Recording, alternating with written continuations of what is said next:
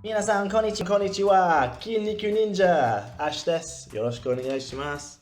誤解しないで。この動画の目的には、初心者をバカにするということではありません。日本語の勉強を阻止するような愚かなコメントを軽蔑したいと思います。Everybody has to start somewhere, and there's no such thing as a stupid question.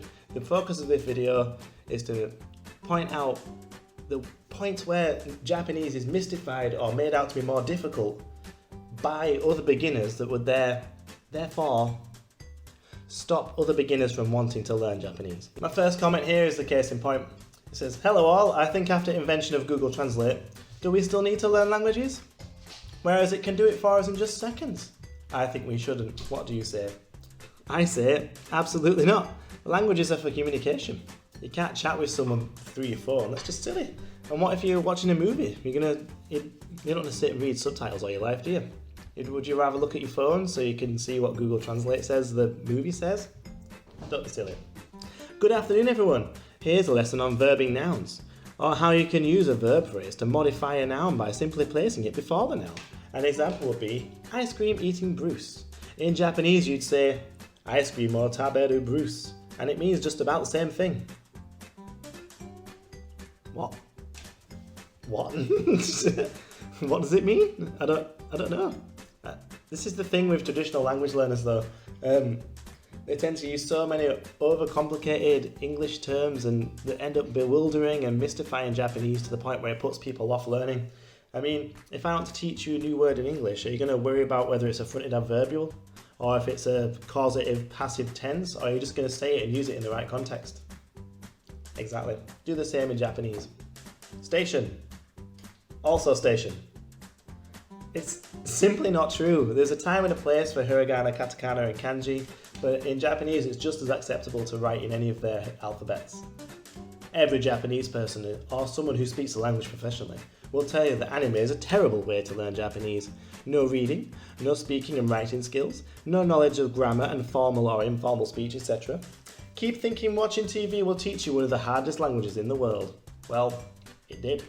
I mean, I've even made a video about it where I take the whole script of an episode of Pokemon and sort it out into real words and anime-specific words to see how much real language I could learn from an episode of an anime. And guess what? It's quite a lot. I'll link that in the description down below, but you'll see for yourself the results are quite surprising. This one made me laugh. The whole point of this very long wordy post was to introduce this new word to absolute beginners. Chikashi. And when I first saw this, I thought, I've never heard that. For those who don't know, I've been learning Japanese for at least an hour every single day using alljapaneseallthetime.com's immersion method. And with so much input that I've been absorbing over the past 3 years, I've not once heard this word. I asked a few people and they have heard it, but it's so rare. And in fact, reading the incredibly wordy comment here, it does mention that it's a very, very infrequently used word, and they even recommend shitashi instead, which is what I thought of when I first saw the comment. But still, I mean, you're going to tell an absolute beginner who's desperate to learn some Japanese, you're going to tell them that word that's not really useful. Why? And so, as well, people say that textbooks make people sound robotic and sound strange. There's no wonder if they're introducing words like this that just don't get used. That made me laugh as well. It doesn't have a JLPT level because it's so rarely used. Well, don't teach it then. Someone who's a beginner, they'll probably all need to know all the vocabulary that's in the N5, right? I don't know, I can't say that because I've never taken the JLPT. I don't know, okay? But don't you think the N5 words will be a good place to start rather than something that's so rare? It must be N1 because it's so rare. It's time for a quiz. It says, Manshao no yomikata wa. Or maybe I should do it this way, because that's the point of this quiz. Something something no something yo mi something kata wa. Okay? And you have a choice of 4 options. Mansha,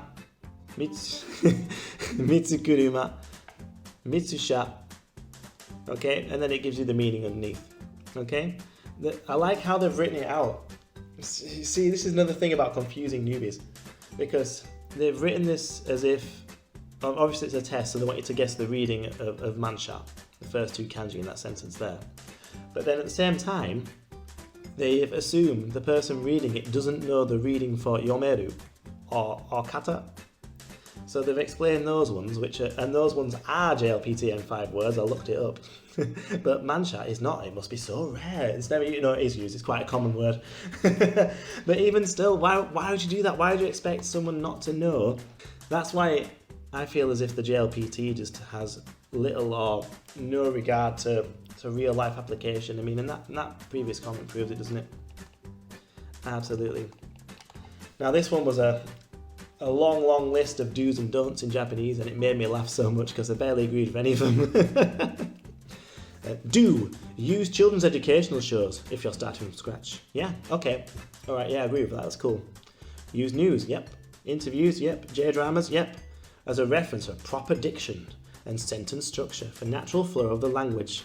Okay, so they want everyone to talk like a newsreader. That's acceptable. Okay? Do use materials from accredited institutions to bolster your studies and verify and correct your community constructed lessons. No. Okay, and the reason that's a no is because usually these accredited institutions are things that are made by foreigners for foreigners, and then there's often quite a lot of mistakes or it's unnaturally sounding, okay? It just goes back to my previous JLPT example. I mean, it depends. You don't really get to see how much impact it actually has on life. Same goes for textbooks. I mean, is there more English words in it or is there more Japanese in it? Let that sink in for a little while. If the book was about weightlifting and one person read this book and the other person bicep curled it, who would have bigger muscles? Yep, it's the same in Japanese. If you're going to spend all your time reading in English about Japanese, or you're going to spend a little bit of time in Japanese just picking up the language naturally, whose Japanese is going to be better? Let me know in the comments. What you need to do is find things that are made by natives for natives and absorb the language that way. Okay?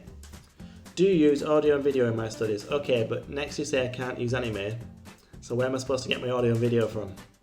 Not everybody can do the whole AJATT thing where they get thrown in the deep end. Some people do need the hand holding a little bit to get started in a language before they can move on.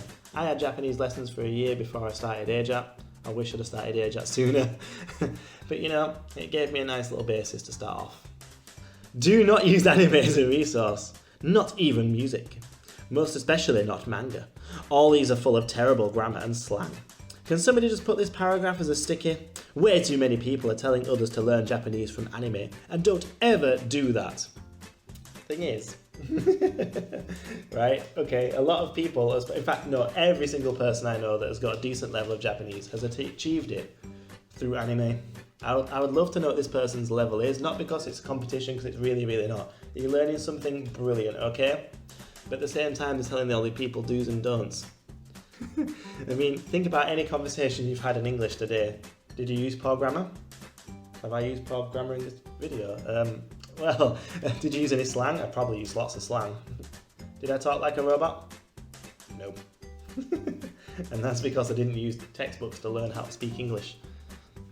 Do not use memorize. Stay away from it. I see it being linked here every once in a while, and well, please don't. Many courses, not just in Japanese, are full of errors. May never get corrected. You're better off with Busu, which is just like memorize, or Duolingo, which is just like memorize, or Aino, which is just like memorize. Let's say don't use flashcard apps, but then the previous comment is they've listed a load of flashcard style apps for use. Anyway, that's it for this video. If it made you laugh, or you learned something new, or you found another way to study, please let me know in the comments. I'd love to hear people's opinion on these. If you'd like to see more videos like this, again, let me know. Don't forget to like and subscribe. Keep training hard, and I will see you guys soon.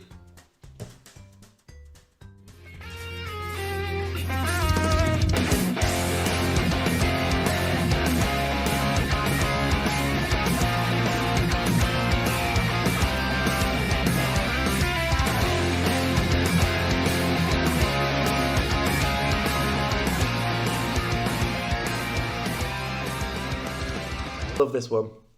Throughout posting this group and in other threads, one common answer to what do I use to learn or start learning Japanese is watch anime, and I literally want to smack those people who say that in the face with a book, a very heavy one, in hardcover, with the old kind of leather strap and metal buckle. My answer to that is, well, it sounds like a great book. I think I might want to read that one. I hope it's in Japanese.